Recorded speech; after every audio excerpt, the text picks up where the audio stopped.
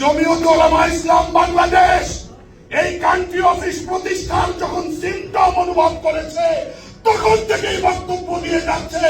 আজকে কুমিল্লার মাটিতেও দাঁড়িয়ে বলতে চাই, এই কমিশনের কান্ট্রি অফিস এটি আত্মঘাতী সিদ্ধান্ত, বাংলাদেশের অস্তিত্ব বিরোধী সিদ্ধান্ত।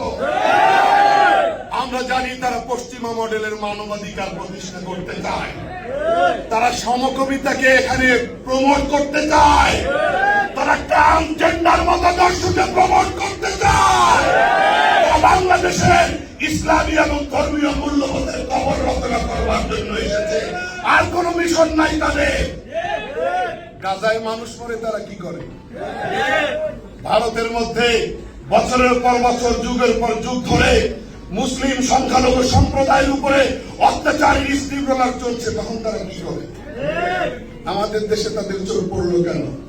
মানে বাংলাদেশের আবহমান কাল থেকে চলে আসা আমাদের ধর্মীয় ঐতিহ্যকে ধ্বংস করে দেওয়া।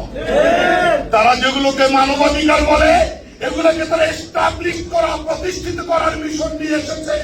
3 বছর মেয়াদী চুক্তি করেছে, বাধা করেছি, প্রতিবাদ করেছি, কিন্তু লাভ হয়নি। তারা চুক্তি করেছে,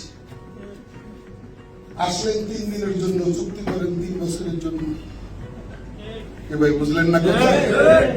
আসলেন 3 সপ্তাহের জন্য, চুক্তি করেন 3 বছরের জন্য।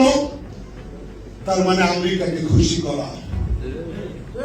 24-এর গণ অভ্যুত্থানে শহীদরা রক্ত দিয়েছে ভারতীয় আধিপত্যবাদের বিরুদ্ধে, আর এক আধিপত্যবাদকে আলিঙ্গন করার জন্য নয়। আমাদের লড়াই আগ্রাসনের বিরুদ্ধে, আধিপত্যবাদের বিরুদ্ধে। পশ্চিমা মডেলের মানবাধিকার যারা দেশে চাপিয়ে দিতে চায় তাদেরও বিরুদ্ধে আমাদের